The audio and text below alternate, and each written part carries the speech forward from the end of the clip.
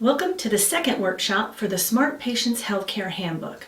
I'm Laura Kulagowska, and together we're going to continue to inventory, organize, and analyze your health so you have more control.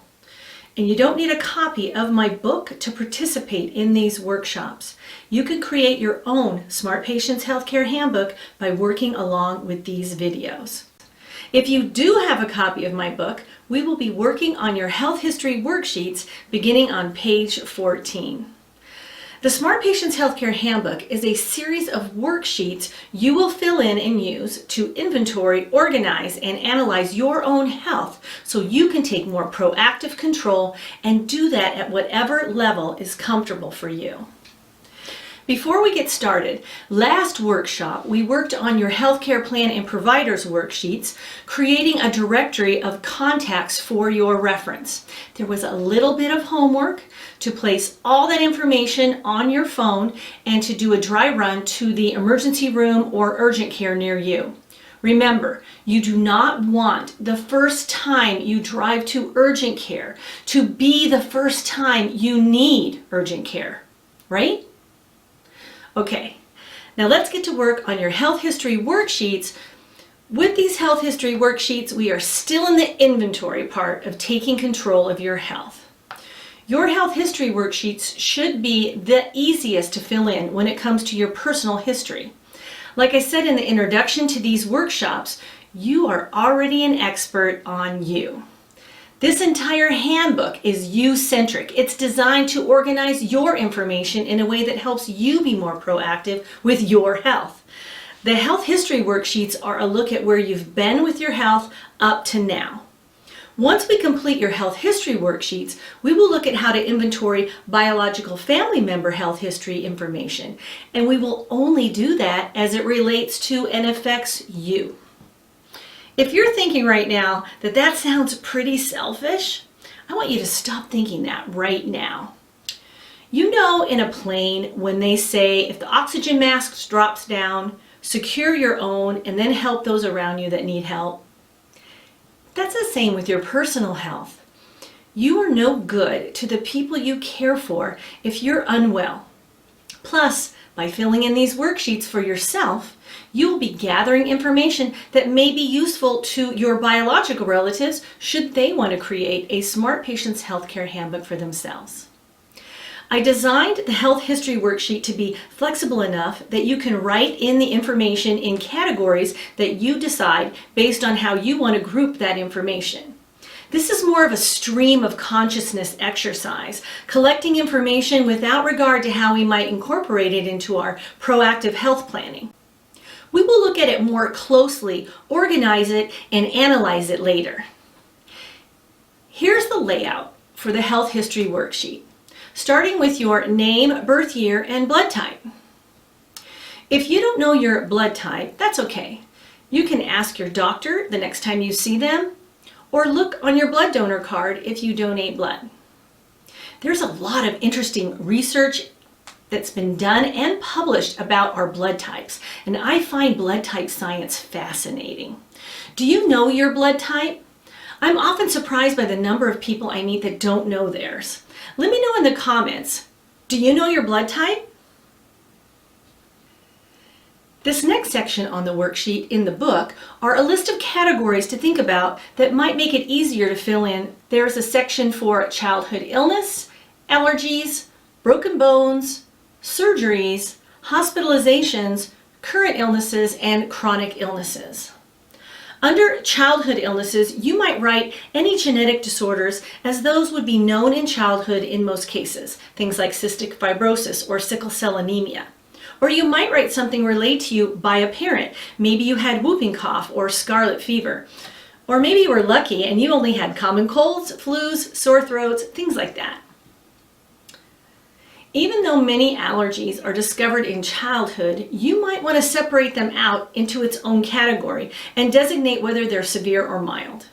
Allergies are no joke. They can be mild symptoms like a mild rash or stuffed up sinuses to something as serious as anaphylaxis and death.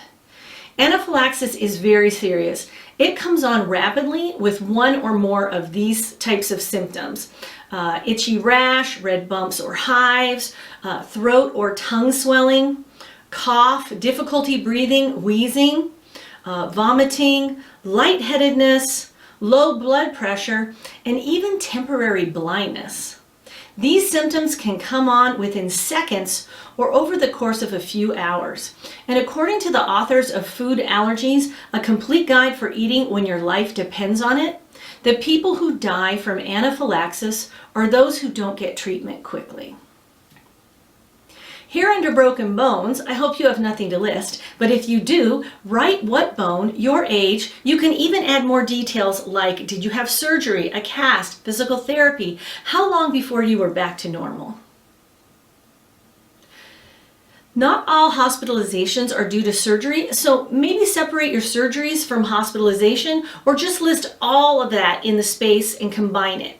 Write the type of surgery or reason for that hospitalization, note your age, the duration, and the outcome. Current and chronic illnesses are another area where you can combine topics or separate them out. In current illnesses, I included here my need for eyeglasses and that I suffer from severe motion sickness, and I left my chronic illness section blank. Remember, these categories are just to get you thinking about your health. If the list of categories are not jogging your memory, try thinking about your life in decades, or maybe ask your parents about your infancy and childhood. Think about your health as a teen, a young adult, in your 20s, 30s. When you think of something that should be included here in your health history, write it where it feels like it belongs. Remember, we're just doing inventory here. If you're filling in the information now, you may want to pause the video here and finish filling in the information about yourself while you have the time now and it's fresh in your mind. This same page format is used in my book for your biological mother, maternal grandparents, biological father, fraternal grandparents, biological siblings, aunts, uncles. You get the idea. If you're doing a DIY version of this worksheet, use your personal worksheet as a template. Then use that to fill in any health information you already know about your biological family members. We are concentrating on how any of your relatives' health conditions would impact your future health. When we move on to organizing and analyzing this information, we will look at conditions that may run in your family, creating a roadmap for prevention planning. Hopefully while you're still healthy. When talking about hereditary health conditions, though, I'm not specifically calling out genetically inherited disease. What we're looking at is not only your shared genetics, but your environment, habits, and lifestyle. Things like allergies, asthma, arthritis, some cancers, high blood pressure, diabetes, and heart disease, they tend to run in families. Think about your biological relatives' overall health, allergies, current and chronic health conditions. You don't need to know everything about their health right at this minute. Some of this information you will already know or you've found out over time. Everyone's relationship within a family and with each family member is unique. I'm going to trust that you will know the best way to collect any family health information for your health history worksheets. And if your family is open about health information, you might find out more than you bargained for when you ask about their health. Or you may find out health information through the grapevine. In these family health history worksheets, we are specifically looking for inherited conditions that you may want to be on guard for developing yourself. If you're not sure if something is a hereditary type condition, write it down and that can be researched later. As you find out new information about a family member or yourself, jot it down. Remember, here in these health history worksheets, we're just taking inventory. Your homework assignment is to review your health history worksheet in a few days in a more relaxed manner to see if there's anything you need to add. Circle all the health information that you think might be hereditary, and we'll be looking at that information in the next workshop. And maybe you can talk to your immediate relatives, let them know what you're doing, and confirm that you have correct information. And that might lead to a discussion of additional items you may add to your health history worksheets.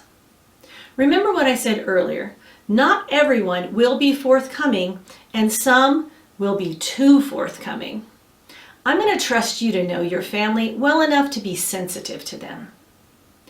In the next workshop, we're going to move from inventorying to organizing with the Health History Summary Log. If you have a copy of the Smart Patients Healthcare Handbook, you will see that that is the next worksheet in the series on page 25. Thank you for taking the time to participate in the Smart Patients Healthcare Handbook video workshop on collecting your health history. If you know someone that you think might be helped by being more organized with their health, please share this video with them. Or share the link to the Smart Patients Healthcare Handbook on Amazon so they can check it out. The link to my book and any other books or reference information I discuss in these workshops will always be in the description box and on my website. Thanks for joining me in this workshop. Bye for now.